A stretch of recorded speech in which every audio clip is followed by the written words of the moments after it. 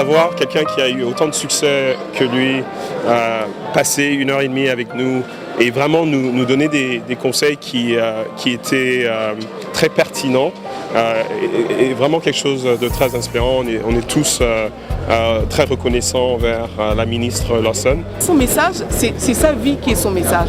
C'est de dire qu'on n'a pas besoin de... Il nous connaissait, il dit « Je n'avais pas d'argent, je ne connaissais personne, je n'avais pas d'oncle riche, je ne connaissais personne. » Et pourtant, il arrive à être l'homme le plus riche de Chine. Comment est-ce qu'il réussit? Et je pense que c'est sa vie qui est...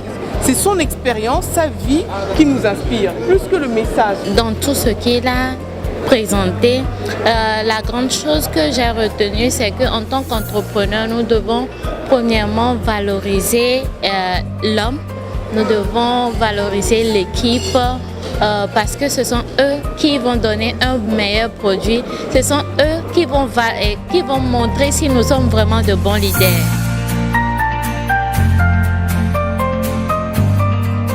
Vous savez, entreprendre, c'est pas facile. Et être en présence d'un des leaders en termes d'entrepreneuriat, c'est quand même quelque chose d'exceptionnel. C'est un peu dommage que le cadre soit assez restreint, que le nombre d'invités soit... Mais bon, j'avoue que c'est une expérience assez fortifiante et enrichissante pour la jeunesse qui, j'espère, ont pu suivre en direct l'expérience de Jack Ma. Et je les invite surtout à pouvoir comprendre comment est-ce qu'il a pu y arriver, parce que les défis étaient énormes. Moi, je dirais deux choses. Premièrement, c'est la vision à long terme. Jack Ma a commencé son entreprise dans un contexte où il n'y avait rien. Il l'a dit, il n'y avait pas Internet, il n'y avait pas de moyens de paiement, il n'y avait pas de confiance des utilisateurs dans son service. Mais lui voyait à long terme ce à quoi ça allait ressembler et il avait confiance. La deuxième chose, c'est l'appui de nos gouvernements. Jack Ma l'a répété à plusieurs reprises. Il est très important qu'on ne voit pas l'entreprise comme une entité séparée de l'État, mais comme un contributeur au développement et que l'État puisse mettre en place les conditions de favorisation du développement des entreprises. Oui, nous avons retenu beaucoup de choses sur l'attitude d'un entrepreneur, tel que transmis par Jack Ma aujourd'hui. Et nous avons apprécié le charisme et puis l'attitude de gagnant que le promoteur d'Alibaba nous a inculqué aujourd'hui. Ça a été formidable. Je pense que de dire à tous les jeunes, à tous ceux qui nous écoutent, écoutez, voilà quelqu'un qui, à partir de rien, devient qui il est aujourd'hui, eh bien ça veut dire que vous aussi, lorsque vous mettez du cœur à l'ouvrage, vous pouvez aller aussi loin que votre destin l'aura écrit pour vous.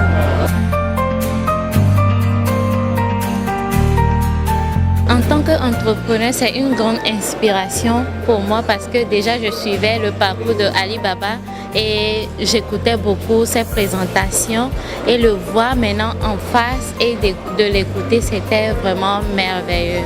C'est une grande inspiration de tous les jours pour nous. La simplicité de la personne, la façon dont il était ouvert à partager avec nous ses échecs, sa vision du monde en quelque sorte, sa vision de l'entrepreneuriat et comment réussir. On a eu à lui poser plein de questions, comment faire ci, comment faire ça. Il a été ouvert, il nous a dit, bon, selon lui, ce qu'il faut faire pour un entrepreneur, ce qu'il ne faut pas faire. Allez, c'est un sentiment de grande satisfaction quand vous avez l'occasion de parler à un entrepreneur comme Jack Ma qui a accompli autant.